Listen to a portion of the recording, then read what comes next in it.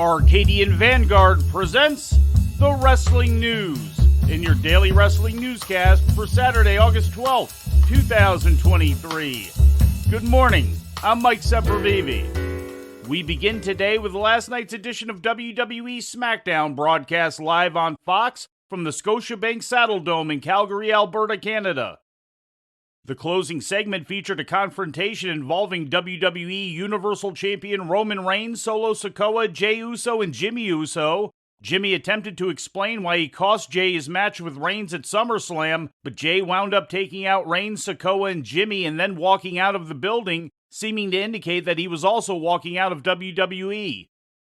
Earlier in the night, Rey Mysterio defeated Austin Theory to become United States Champion for the third time in his career.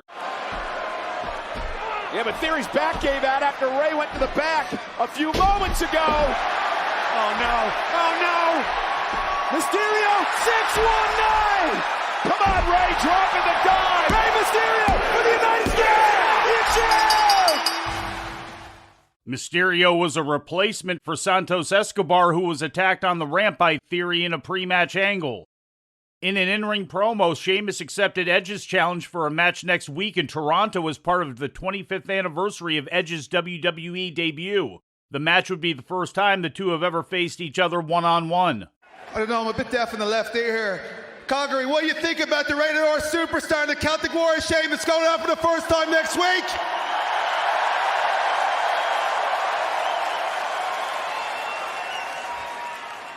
I'll tell you what, fella. You swapped that peaty scotch for a nice pint of Guinness, and you got yourself a deal. In other results, LA Knight beat Top Dollar, AJ Styles pinned Karrion Kross, and the match between Charlotte Flair and Asuka was thrown out due to outside interference from Damage Control. All Elite Wrestling presented Rampage last night on TNT, featuring matches taped last Wednesday at the Nationwide Arena in Columbus, Ohio. The show featured Orange Cassidy making the 28th successful defense of his international championship with a win over Johnny TV. After the match, Wheeler Yuta issued a challenge to Cassidy for a title match next week. You're the guy who doesn't care about anything, and I don't want to just hurt you physically. I want to hurt you deep down inside, emotionally. I want to hurt you mentally. I want to take the only thing that you actually care about. So next week in Nashville, put that international championship on the line, and I'll walk out with it.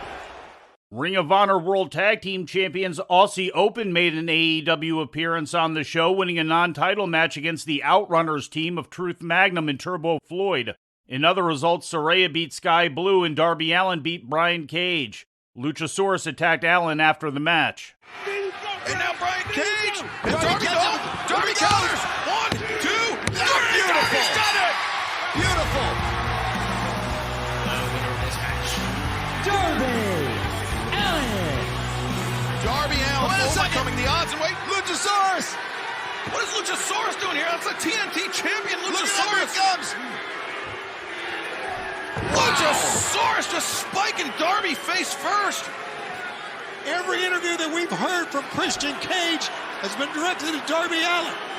He just made that little girl cry. What a heathen. And there we see Christian Cage, the man who likes to say that he's the true TNT champion, while the actual champion, Luchasaurus, inside the ring, just laying waste to Darby Allin. Taking a look at Mexico, CMLL held their weekly Friday night show inside their home building of Arena Mexico. A trios match served as the main event of the program as Atlantis Jr., Mystico, and Soberano Jr. defeated Gran Guerrero, Stuka Jr., and Ultimo Guerrero when Stuka was disqualified for ripping Soberano's mask off. The semi-main event saw Virus and Volador Jr. upend Rocky Romero and TJP when Volador faked a low blow from Romero in retaliation for Romero trying the same thing earlier in the match. The referee disqualified Romero, giving the deciding fall to the team of the Technicos. In other results, Esfinge defeated Zadokan Jr. in a one-fall lightning match. In an 8-man tag, Adrian Quest, Balian Aki, Francesco Akira, and Samurai del Sol defeated Angel de Oro, Euphoria, Mephisto, and Niebla Roja. In a trios bout, Guerrero Maya Jr., Pegaso, and Stigma defeated El Coyote, Cranio, and Okamura, and in the opener, Raider and Sangre Imperial defeated Futuro and Neon.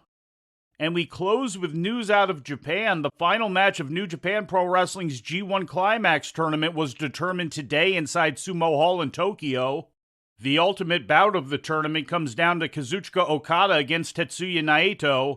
In one semifinal, Okada defeated Evil after delivering a Rainmaker clothesline to get the pin. The other saw Naito need 2 Destinos to put away Will Ospreay. Okada and Sonata will now meet on Sunday to determine this year's G1 winner.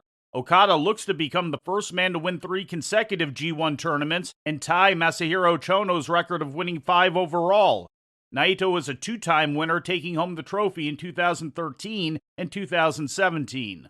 And before we leave you today, we'd like to remind you that however you consume your content, you can find the wrestling news 24 hours a day and 7 days a week across social media. On Twitter, follow us at Wrestling News AV. Our Facebook page is also Wrestling News AV. The Wrestling News can also be found on the Arcadian Vanguard YouTube page. And for those who utilize Amazon Echo devices, just tell Alexa to play the Wrestling News podcast. And remember to make sure you add podcast at the end. Once again, for daily updates, breaking news, and more, follow the Wrestling News across social media. And that's the news for today. If anything happens, we will be here to tell you about it. No clickbait, no paywall, just the Wrestling News. The Wrestling News is a division of Arcadian Vanguard, and the Wrestling Newscast is a production of the Arcadian Vanguard Podcast Network.